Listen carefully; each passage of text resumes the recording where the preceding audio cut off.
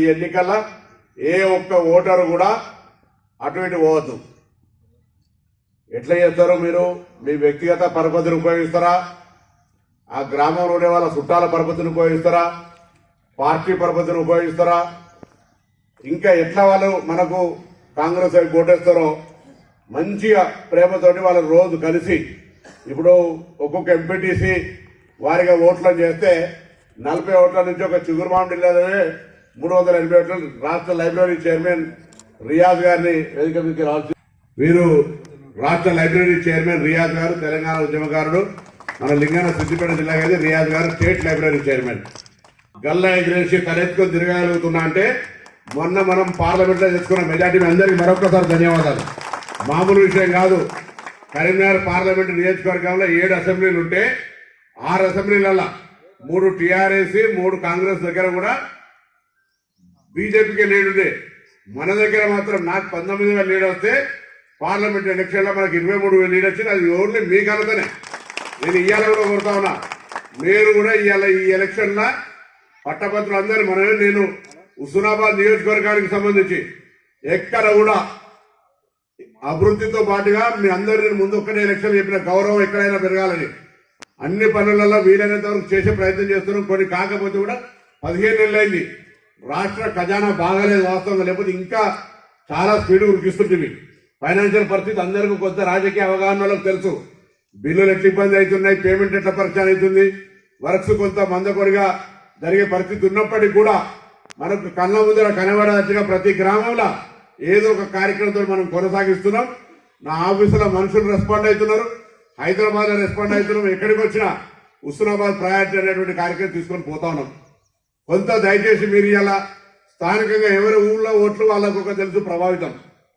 ప్రతి ఒక్కరిని ఎట్లనైనా చేసి మనం వాళ్ళు ఓటు తెచ్చుకోవాలి. ఒక్కసారి పొరపాటున డైవర్ట్ అయ్యి వేరే పార్టీకి పడ్డదనుకో మనం ఆ ఊర్లో నష్టపోతుంటాం.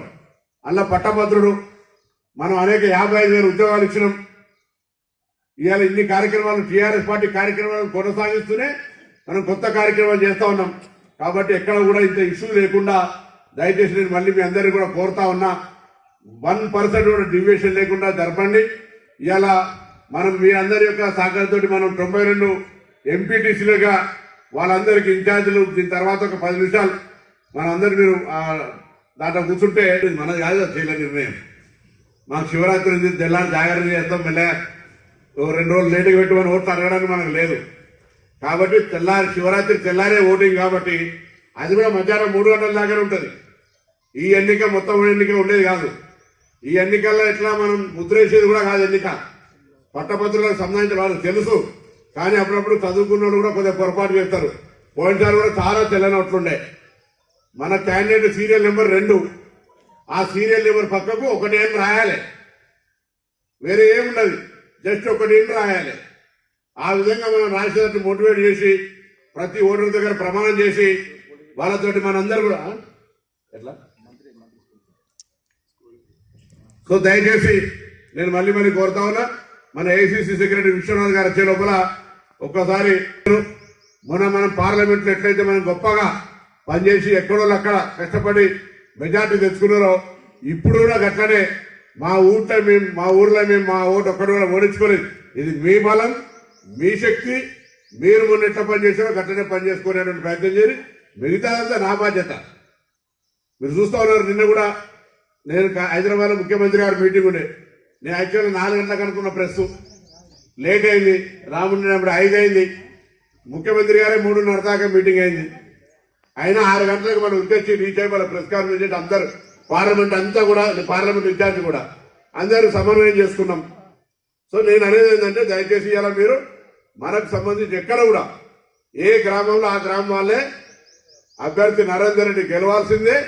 కాంగ్రెస్ పార్టీ హుస్నాబాద్ నియోజకవర్గంలో జెండా ఎగిరేసి మనమే ముందుండాల్సిన బాధ్యత నేను అందరినీ కూడా హృదయపూర్వకంగా కోరుతా ఉన్నా.